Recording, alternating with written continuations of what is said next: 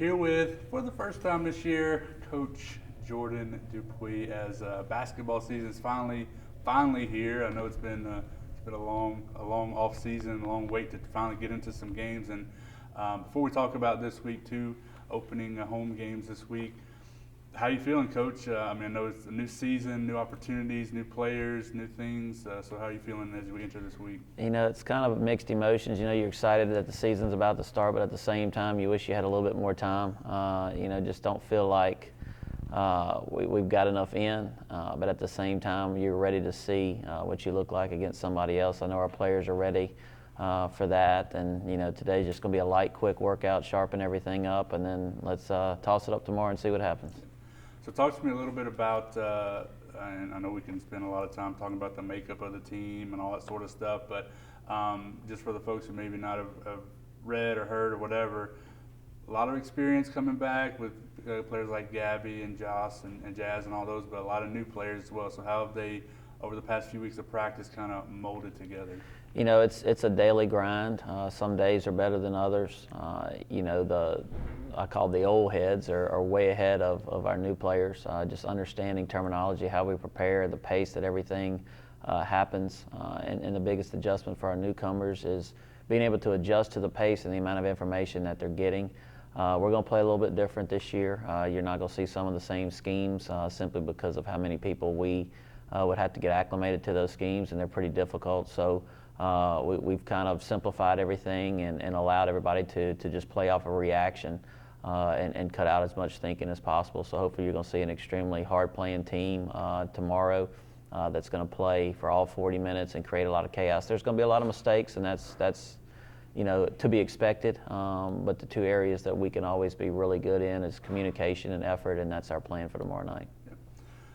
You mentioned chaos, something that you've always been working on through practice. One of the things you feel like you can't really, it's not like a drill you can work on to say, hey, let's do this and create this chaos. But that's got to make it at least a little bit interesting to coach your players and to coach for the other coach to coach against. I don't know what's going to happen. Just let our players do their thing. It does, and so what they have to do is recognize certain situations where they can make something like that happen. To have that freedom as a player, to me, would be something that you look forward to. I will call certain things, but they have the freedom to play outside of that if they can take that advantage of that opportunity. With that, as a coach, there's going to be some mistakes out of that. You're going to give up some easy baskets, but at the same time, you hope the effects of that will eventually wear teams down. Decision making isn't nearly as good when you're sped up. Maybe some shots that you usually don't take will be taken. So we just have to make sure that we capitalize off those opportunities. I think we're a better team when we're doing those things instead of just sitting back defensively and offensively, letting people come to us. I want to go to them. And when you have the right combinations on the floor, it's been very effective in practice. As we move into this first week, LeTourneau on Tuesday, what's been the biggest strides, I guess, that the team has made from maybe that first practice to now here the day before the game? Yeah, I think the ability to adjust day to day for practice, understanding that game plans are now going to be implemented, so it's not only about us, it's about what we're going to face, so the information it has doubled, and so I think our captains have done a good job of honing in on what we have to do every single day and being good examples. The tough thing about your opponents early on is you don't necessarily have a lot of film to go off of. LeTourneau, for example, has 10 new players, and so we don't have any film on them. We had to go back to their high school and kind of see what they did in high school, the type of players they were in high school, and kind of give our players some information on that. We've looked a little bit of their scheme and what they ran throughout the year.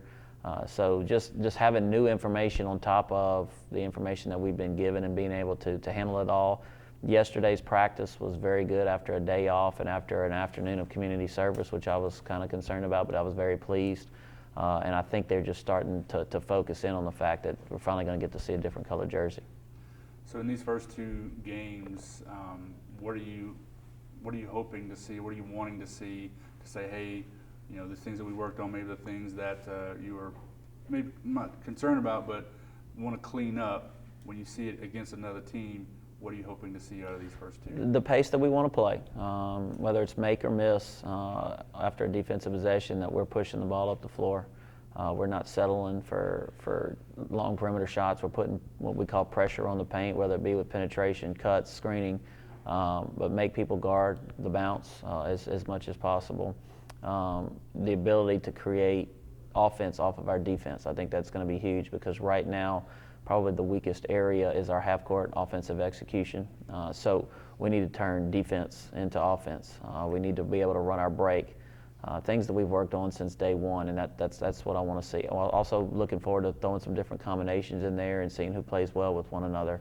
And then our team's ability to adjust. We're going to have a game plan going in, but all coaches know, all fans know that your game plan changes pretty quick. And so that's probably going to be the case tomorrow night. So can we adjust to that? Can we execute out of timeouts? And so those are the things that we're looking forward to.